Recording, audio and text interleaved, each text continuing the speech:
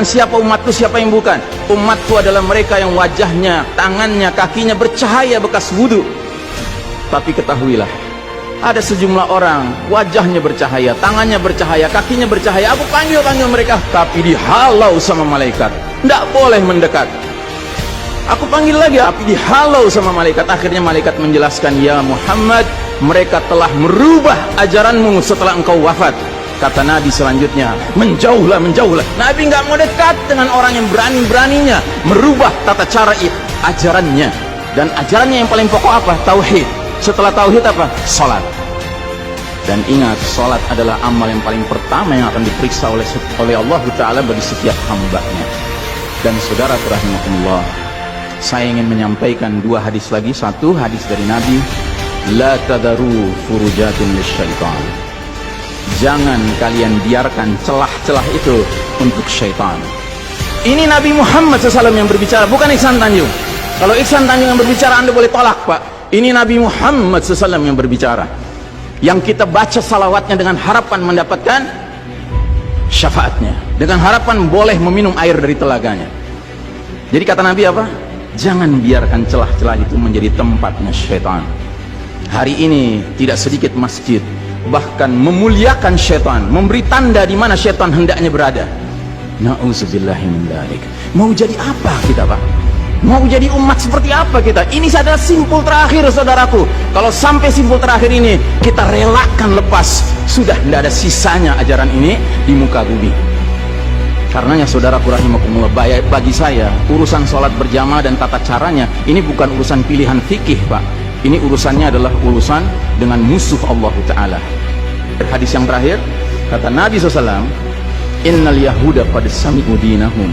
Sesungguhnya Yahudi sudah bosan dengan agama mereka. Wa innahum qaumun hasadun. Dan mereka adalah kaum yang sangat hasad kepada kita umat Islam, terutama dalam 3 perkara. Satu, raddis salam. Kebiasaan kita umat Islam kalau ketemu saling ngucapin assalamualaikum, dibalas waalaikumsalam. Itu Yahudi nggak senang, Pak. Yahudi tidak senang melihat umat Islam berukhuwah Islamnya. Yahudi nggak senang umat Islam kalau ketemu saling bersedekah dengan senyum. Makanya dibikin aturan begini, nggak kelihatan senyum kita. Yahudi nggak senang kita ketemu jabat tangan, rontok dosa-dosa. Maunya mereka begini saja jabatan tangannya. Dari mana ini semua? Yang kedua, mereka hasad sama kita dalam urusan apa? Iqamatis sufuf. Dalam tata cara kita menegakkan shaf kita. Ingat, Pak, shaf dikatakan tegak syaratnya 2. 1 lurus, 2 rapat. Bukan hanya lurus tapi renggang-renggang, atau rapat tapi meliuk-liuk. Tidak, harus dua-duanya lengkap. Sehingga Nabi sampai bertanya, kenapa kalian gak bersaf seperti malaikat di hadapan Allah? Para sahabat bingung, bertanya, bagaimana malaikat? Kata Nabi, mereka mendahulukan saf awal dan mereka saling rapat satu sama lainnya. Jadi Nabi itu bangga kalau umat Islam sholatnya seperti para malaikat di hadapan Allah Ta'ala. Harusnya itu menjadi kebanggaan kita juga. Dan harusnya kita tersinggung kalau ada pihak yang berusaha untuk mengacak-acaknya. Dan yang terakhir, yang ketiga, Yahudi itu hasad sama kita dalam urusan apa? Dalam urusan umat Islam di belakang imam sholat wajibnya mengucapkan amin. Makin keras suara amin itu, makin geram mereka. Karenanya mereka bikin aturan sempat 2 bulan masjid ditutup sama sekali. Nggak terdengar suara amin dari jamaah karena nggak ada yang boleh ke masjid. Tapi sekarang setelah dibolehkan, masjid yang bisa muat 2000 orang, cukup 500 orang, cukup 700 orang. Supaya apa? Sekurang-kurangnya aminnya bisa berkurang.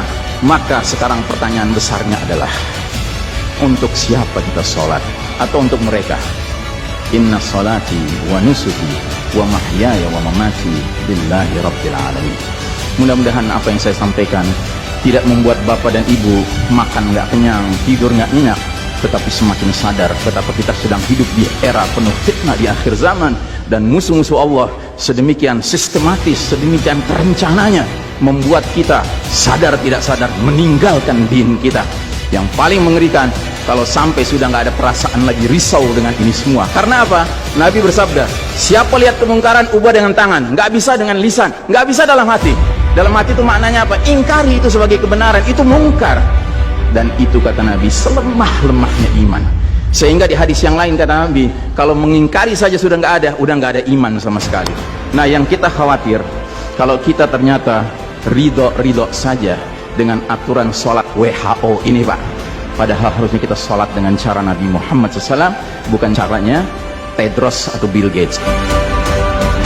Kepada jamaah, inilah nasihat dari hati yang paling dalam kepada saudara-saudara yang saya cintai karena Allah, yang kita sama-sama bersalawat, kita sama-sama mengharapkan air dari telaga Nabi.